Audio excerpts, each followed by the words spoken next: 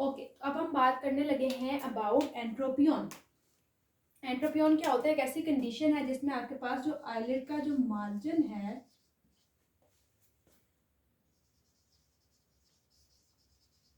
वो होता है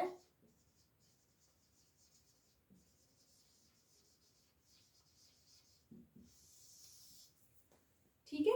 तो आपके पास जो एंट्रोपियन है इसमें आईलिड का मार्जिन ही आईबॉल की तरफ है। देखो सपोज एक हमारा तो मार्जिन इस तरह होता है ना, इस तरह, ये लोअर आईलिड की बात कर रही हूँ।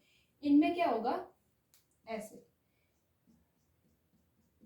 जाहिर है फिर इन लोगों को हम क्या कहेंगे? इनको एंट्रोपियन है।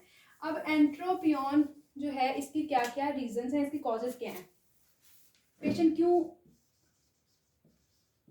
इस कंडीशन के साथ प्रेजेंट करते हैं? इसकी काफ़ी रीजंस हैं।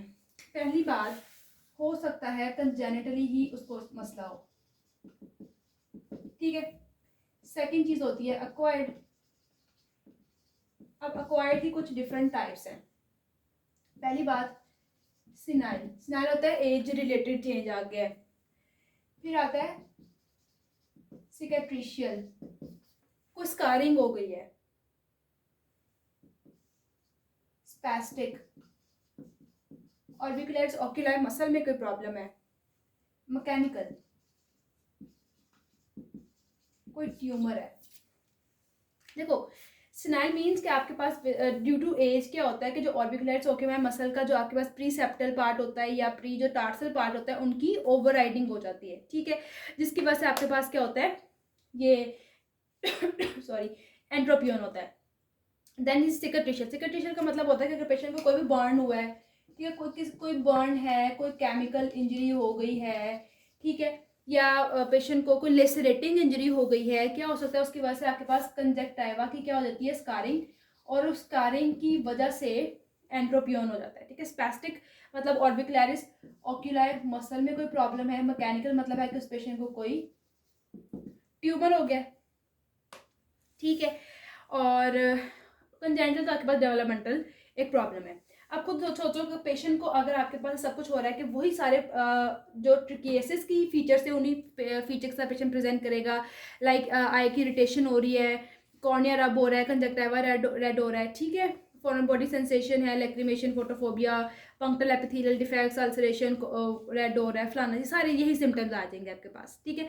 आपको साइन में क्या मिलेगा कि पेशेंट का जो लिड मार्जिन है वो टूवर्ड्स दी आईबॉल है और लैशेस अंदर की तरफ है, ठीक है। यही एक साइन था, ये ट्रिकेसिस का साइन था और यही इसका साइन है। ये आपको साइन मिल जाएगा, ओके।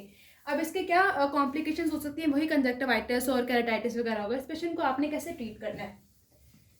अच्छा, इसमें ना जिसके डिफरेंट कॉजेज है ना उनका ट्रीटमेंट अलग है। जैसे सिनाइल है तो सिनाइल का अलग है, सिकेट्रिशियल का अलग है। अगर एज रिलेटेड चेंजेस हैं आपके पास तो उसके लिए आपके पास डिफरेंट ऑपरेशंस हैं, ठीक है। अगर सिकेट्रिशियल है, कुछ स्कारिंग है, उसके लिए लेदर, बाकी ऐसे ही है। अब आपके कुछ प्रोसीजर्स के नेम है, उन नेम की डिटेल करने की जरूरत नहीं है। आपके लेवल पे सिर्फ ये पता होना चाहिए सिनाइल है तो आप क्या करते हो, सिकेट्रिशियल है, मैकेनिकल है, स्पैस्टिक है तो आप क्या करते हो। अगर सिनाइल है तो एक होता है वीस प्रोसीजर, फॉक्स प्रोसीजर, एक होता है मॉडिफाइड व्हीलर। आपको बस ये पता होना चाहिए तो that is more than enough. Modified Wheeler's cicatricial है।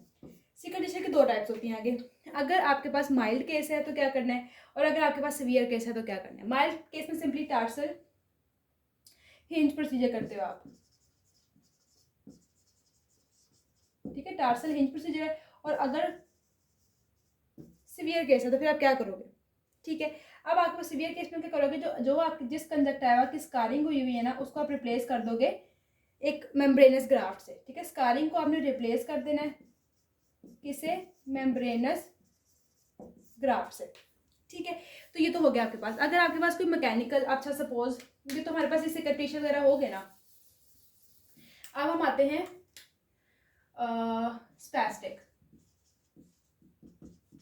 स्पैस्टिक में आपके पास नॉन सर्जिकल अप्रोच होती है और एक आपके पास सर्जिकल अप्रोच होती है, ठीक है।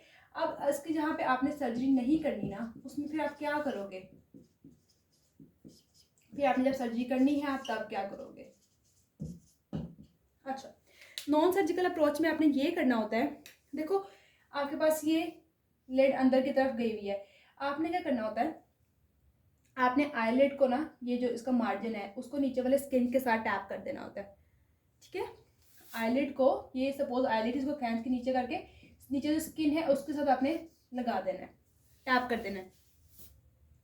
या आईलिड को इवर्टिंग सूचर्स लगा दो, आईलिड इवर्टिंग सूचर्स लगा दो, या उसको वैसे स्किन के साथ टैप कर दो, ठीक है। या इस मसल को ही डीनर्वेट कर दो, बॉटुलिनम इंजेक्शन वगैरह लगा के, अल्कोहल इंजेक्शन लगा के मसल में उसको डीनर्वेट कर दो। अगर कुछ भी फर्क नहीं पड़ रहा, फिर आपने क्या करना होता है, आपने क्या करना है सर्जिकली में, अब सपोज ये ऑर्बिकुलरिस, ये आंख थी और इसके अराउंड सारा ऑर्बिकुलरिस ओक्यूलाई मसल था, पोर्शन ऑफ इट जो कि खराब है, जो कि स्पेस्टिक है, ठीक है, उसको आपने रिमूव कर देना सर्जिकली। ऑर्बिकुलरिस, ये देखो अगर मैं नीट करके बनाऊँ उधर, ये आपके पास एक आई है और इसको सराउंड किया हुआ है ऑर्बिकुलरिस ओक्यूलाई मसल ने, ठीक है। आप सपोज ये वाला पार्ट इसका खराब था, स्पेस्टिक है, जिसकी वजह से एंट्रोपियन हो रहा है, तो आपने क्या करना है, अगर ये कोई भी तरीका नॉन सर्जिकल अप्लाई नहीं सही नहीं हो रहा, इस पोर्शन को आपने ही रिमूव कर देना है, सीधी सी बात, ठीक है। अच्छा, मैकेनिकल में आपने क्या करना होता है, मैकेनिकल में आपने अंडरलाइन कोर्स को ट्रीट करना है, और कंजेनिटल में भी आपके पास जो है ना अब नॉर्मल जो पार्ट है उसको रिमूव करके आपने नॉर्मल मतलब रिमूव कर देना है अब नॉर्मल पोर्शन को, और रिमाइंडर को आपने उसकी जगह पे लगा देना है, ठीक है। So this is all about ectropion. अब हमारा क्या रह गया है इस चैप्टर में से, entropion, no ectropion and ब्लेफरोटोसिस। Rank पे आपके पास कुछ ट्यूमर्स हैं जो इतनी डिटेल में तो नहीं करने हैं बट करने हैं कुछ। तो अब हम बात करेंगे अबाउट एक्ट्रोपियन। ये है exact opposite to the entropion. Entropion में क्या हुआ था, आईलिड टुवर्ड्स मार्जिन्स जो थे वो गए थे टुवर्ड्स ग्लोब, अब यहाँ पे अब वे हो जाते हैं,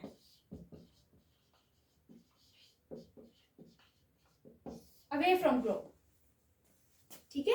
सो this is the direction condition which eyelid margins are everted और they moved away from the eyeball. अच्छा, इसकी क्या, ये क्यों हो जाते हैं, इसकी कॉजेज भी वही हैं, सेम एंट्रोपियन जैसी हैं, बट कुछ एक आध फर्क है। कंजेनिटल, अक्वायर्ड, अक्वायर्ड में ये भी आपके पास, ये भी सिनाइल है, ये भी सिकाट्रिशियल है, बस यहाँ पे पैरालिसिस आ जाती है, बाकी सारी चीजें वही हैं। और एंड पे क्या था हमारे पास, मैकेनिकल। सिकाट्रिशियल और सिनाइल में वही एज रिलेटेड चेंजेस आ रही हैं, सिकाट्रिशियल भी वही है, और इसमें कौन सी नर्व की पैरालिसिस हो रही है, फेशियल, ठीक है, फेशियल नर्व की पैरालिसिस हो रही है। मैकेनिकल में आपके पास अगर एनोफ्थैल्मस हो जाए पेशेंट को, ई न्यूक्लिएटेड आई है,